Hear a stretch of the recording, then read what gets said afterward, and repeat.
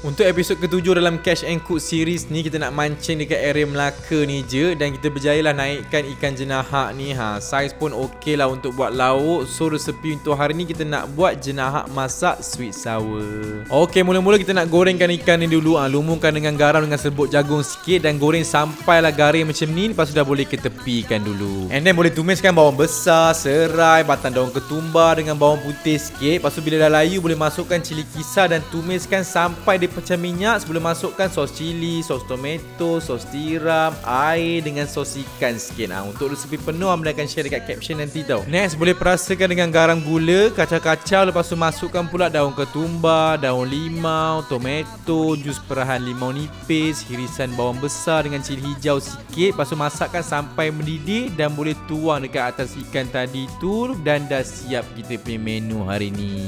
Terus terang cakap, ni memang sedap kalau makan dengan nasi panas-panas. Lepas tu kalau kata makan hasil tangkapan sendiri ni, feel dia tu lain tau. So macam biasa, korang boleh save dulu resepi ni dan try lah buat sendiri kat rumah.